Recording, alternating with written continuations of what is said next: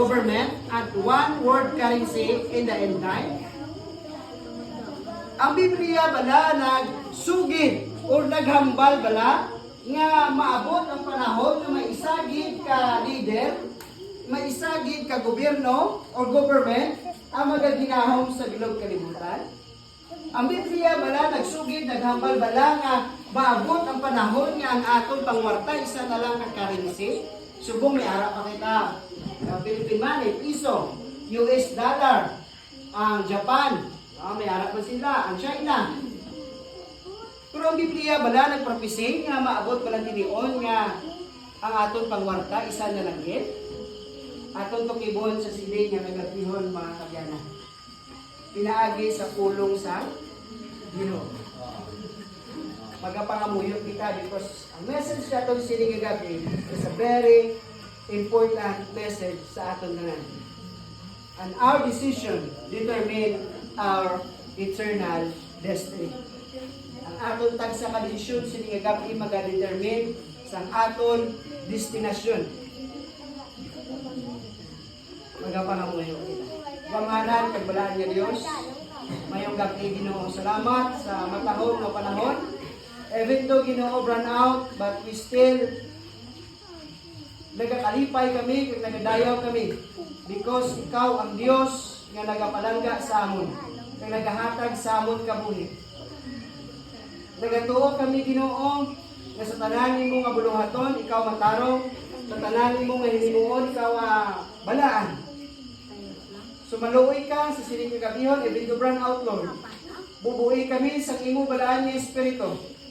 Agod ang mga matamis, importante, balaan nimo nga mga pulong. Amon maintindihan Ginoo nga magagwa kami sa sining simbahan, sining layang-layang nga napun-an sa dako nga paglaom. Kag makadesisyon na gid sa pag-alagad sa imo sing matutong kay malapit na lang gid ang pagbalik sa inyong bugtong anak si Ginoong Hesus.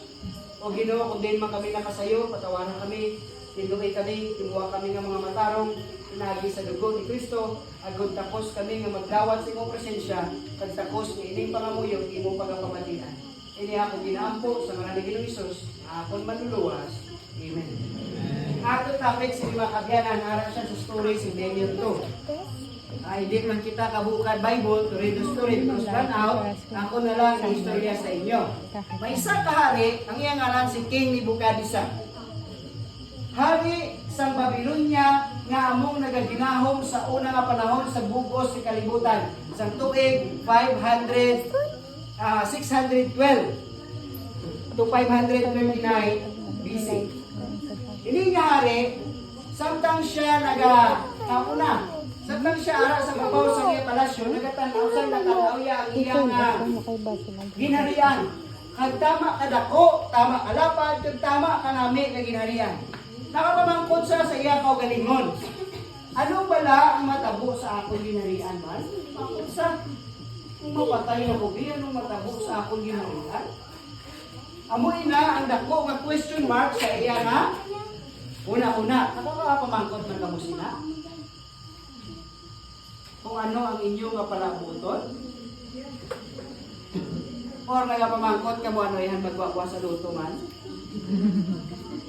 Kabay pa nga ang atong palamangkutanon niya nahanungod gid sa kaluwasan naton mga kabyanan. Amo na ang dako nga palamangkutanon ni King Nebuchadnezzar. So natulugan siya.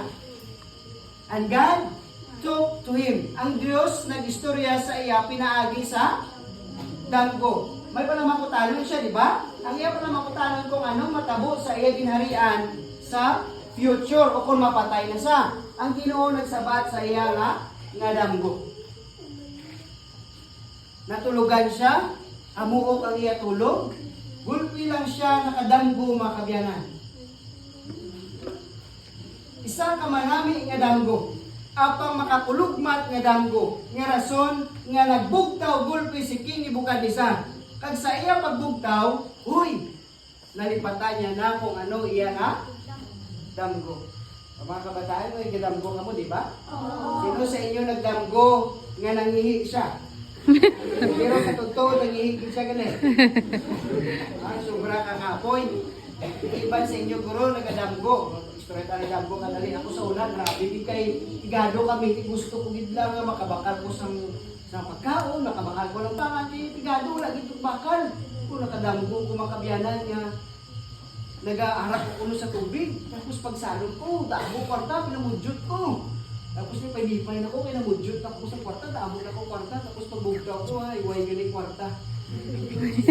Susubo. Pero hindi niya damgo makabit, hindi niya damgo sa kakapuyon. Hindi niya damgo nga nataman kabusog. Pero damgo niya nga halingid mismo sa Ginoo. Nagbugtaw siya.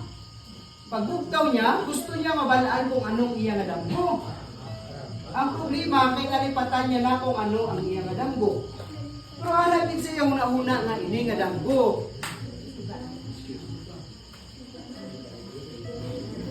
Wow, may suga. Thank you. Yay! Wow! Teka, hindi na po lang nawong ako nakita eh. Ito kabalo kung nagkapulitin, kung nagkakadulaw.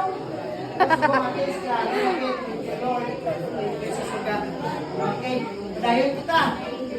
Salta kasi dati lang, dayon kita. Okay, nagdamgo na si King Ibugan isa. Nay, wala